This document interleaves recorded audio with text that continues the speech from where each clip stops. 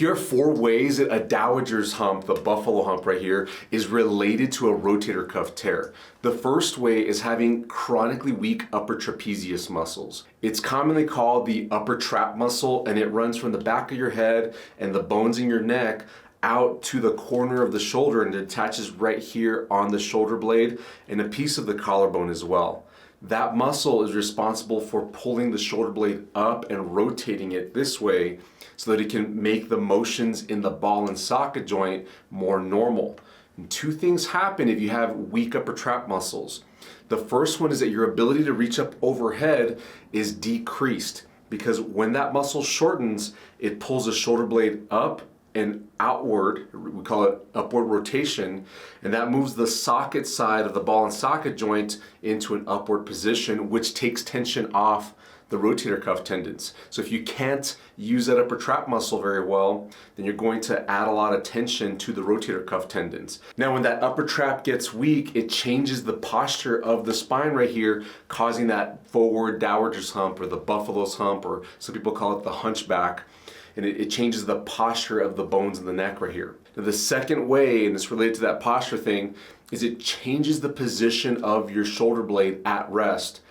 Because of those upper trap muscles getting weak, the muscles that stabilize the neck, or the spine in this area, which is the cervical spine, the neck, those muscles become weakened too. And when you have weakness at the spine, and then you have weakness of the muscles that are leaving the spine going to the shoulder blade, what it does to the shoulder blade is it puts it in a downward position and causes you to start moving from a bad position, which repeatedly stresses that rotator cuff tendon and can set up a tear. So obviously a fix to this would be to strengthen the upper trap muscles while making sure to use your neck stabilizing muscles. We call those the deep neck flexors, so that you can straighten out your Dowager's hump and make sure that your rotator cuff tear is not getting extra stressed because you're not using that muscle to take tension off the rotator cuff tendon. Now, I've just explained the situation that happens between the spine and the shoulder blade. There's a few other consequences that happen because of that upper trapezius muscle being weak. This is part of a muscle imbalance. When those muscles get weak, the upper trapezius muscle, it starts to compress the joints in the neck, because when you get into that forward head posture that causes that Dowager's hump right back here, it starts to compress all the little joints in the spine. And when those joints get compressed for a long time, they begin to get stuck. And if they get stuck, then they compress the discs in the area, and that can begin to affect the nerves, these yellow things that are right here. When those nerves become affected, when they get compressed, even if they're not fully compressed where they're causing serious problems, like where you lose function in your muscles in your arm, even if they're just mildly compressed, but you can still use your arm, you decrease the flow of the nerve signal from here down into the muscles in the shoulder and the arm and wherever you're going to use them.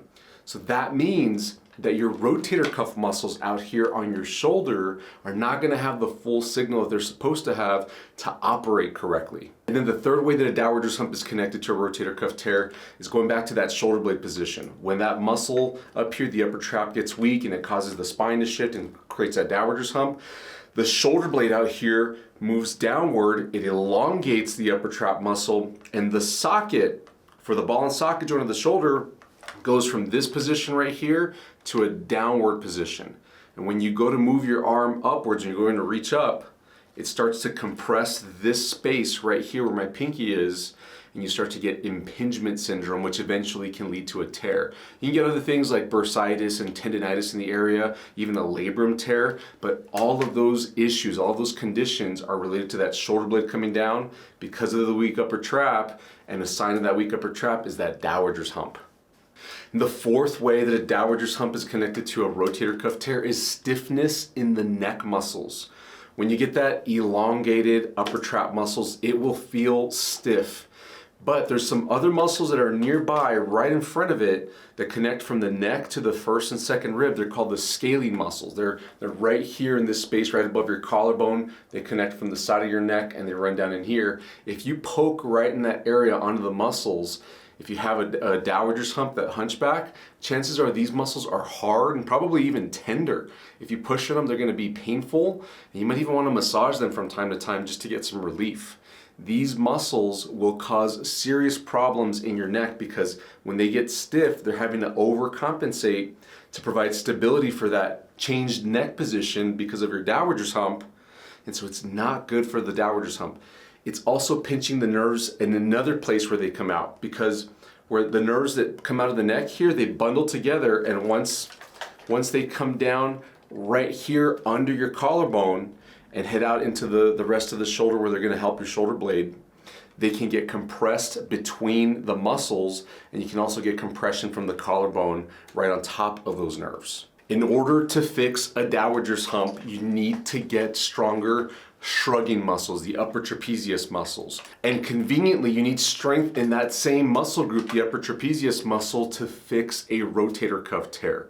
So that's why they're very related, because they're rooted in the same problem, the same root muscle imbalance, which is a weak upper trap muscle that leads to a bunch of other problems happening, a bunch of other compensations, stuck joints, pinched nerves, improper muscle function. You can fix those things by fixing the upper trap problem.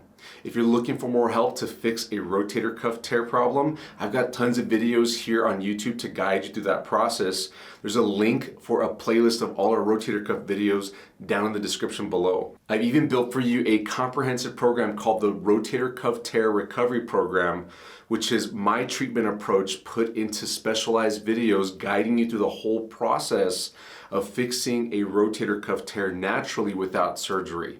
You can learn more about that in the description below too. Hey, thanks so much for watching this video. If you thought it was helpful for you, please give it a thumbs up. Don't forget to share this with somebody you think needs to hear this. And please subscribe to our channel and hit the notification bell so that you don't miss out on any of the helpful videos that we post each and every week. Thanks so much for watching. I'll see you in the next video. Bye-bye.